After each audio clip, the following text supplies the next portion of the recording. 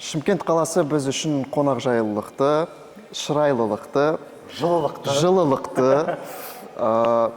Біз негізі өте қатты таңғалып отырмыз. Себебі Шымкенттің соншалықты бір ғана жылдың ішінде соншалықты өскені біз үшін өте үлкен бір таңғалу болды. Жаңалық болды. Әрине біз Шымкентке бір емес бірнеше рет келдік.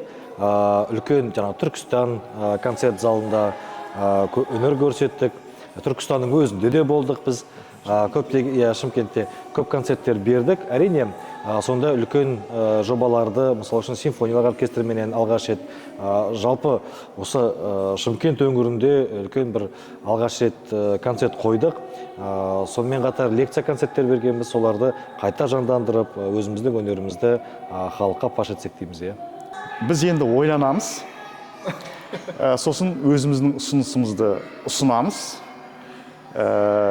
Әрине, әрқашанда ылғида біз жаңа жоба ұсынғымыз келіп отырады.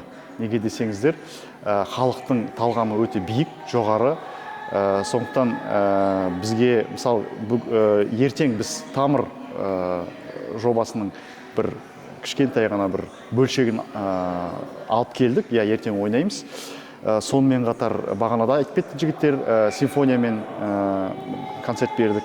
Енді бұйырса осы тамыр жобасын тағы да симфониялық оркестрмен, сіздермен бірігіп жоба жасасақ, қуана-қуана. Әрине, бұл енді техникалық жағынан, бұлай қаражат жағынан үлкен бір ауқымды іс. Сондықтан осының барлығы алдағы уақытта бір ретке келеді деген ойдамыз. Енді Шымкент шырайлы қала болғандықтан кейін көрермендері де жылы қала болғандықтан біз әрдайым Шымкент қаласына келуге дайынбыз, өнер көрсетуге дайынбыз және халқын жақсы көреміз. Шетелдік тәжірибе бізде өте үлкен. Біз 130-ға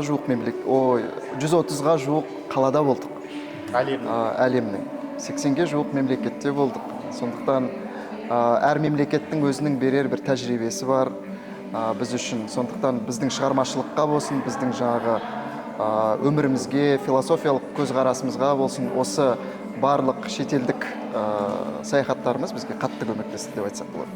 Біз барша Шымкент қаласының тұрғындарын, қала қонақтарын ертеңге өтетін тамыр концертімізге шақырамыз. Бұл концертте сіздер тек қана қазақтың ғана емес, жалпы түркі әлемінің үлкен мәдениетіменен, музыкасыменен танысасыздар. Шымкент қаласы бұндай концертті көрген емес, бұндай мақтанып айтайын өнерпаздар көрген жоқ. Сондықтан да бұрын бізді көрген шығар, бірақ бұл жобаны көрген жоқ. Сондықтан да шақырамыз. Келіп қалыңыздар, көріп қалыңыздар. Біз сіздер үшін ертең жақсылап тұрып тер төгеміз, өнер көрсетеміз. Келіңіздер. Рахмет. Болашақ